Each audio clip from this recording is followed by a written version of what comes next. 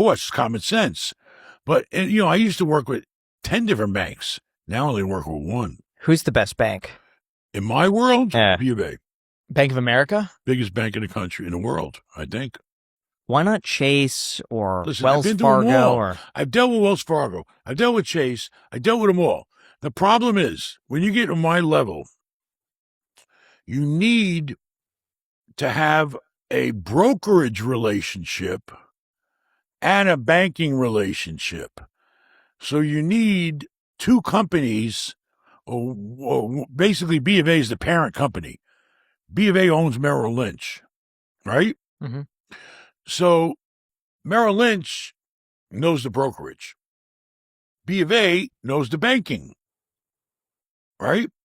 So basically, my broker technically works for B of A because he works for Merrill Lynch.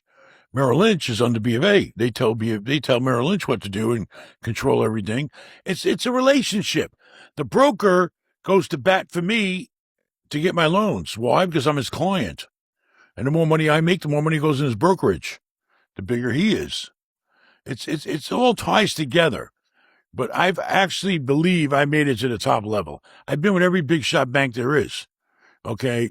And I'm going to tell you, they've been the best and easiest to me. Not only that, when you have that kind of money to be in a brokerage, wealth management side, you're basically getting a lot of help because these people care about you. They care. They have to care because your well-being is their well-being. Okay. If you make more money goes into the brokerage. And they get credit for all the loans they throw B of A through the brokerage. Everybody's making money. That sounds very similar to my second loan that I got. The first loan I got, I shopped it around with like 10 different places, got a really good loan at 2.875 during COVID. And then now I bought last year. And the problem was I shopped it around. First of all, couldn't get qualified because like YouTuber income is very hard to show. But I shopped it around a bunch of different places. I was getting 6.5%, 6.75%. And the best rate I got was actually through my brokerage. So I used Schwab. Did you tie your assets up to get the loan? I actually don't think that I did. I think I was able to leverage my He got a relationship discount. He got a discount because of the assets with Schwab. I don't have to keep my assets there. No. It just showed because I was also having trouble qualifying, but having assets in Schwab, I was able to tax use returns? What? You don't do tax returns? Tax. Do you file tax returns? Oh, yeah.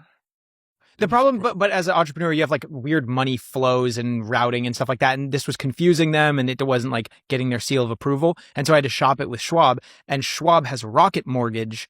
That's like their Rocket Mortgage's parent company is Schwab. And so I was able to get the best deal by miles actually using the brokerage. There you go. It's all about relationships. So if someone's just starting, where do they begin? Do they go to Bank of America? Credit They unions. just like, Listen, when you first start, it's a whole different picture. yeah. You go wherever you can get in. Okay? Because if you just start now, you're not going to walk into the bank like a big shot and want to get a loan. It's not going to happen. Okay? Like I said, it goes back to risk. If you're still a high risk person, then, you're going to have to shop around. You should definitely, if you're a first time buyer, you should be doing FHA with low money down and the government backing a percentage of that loan.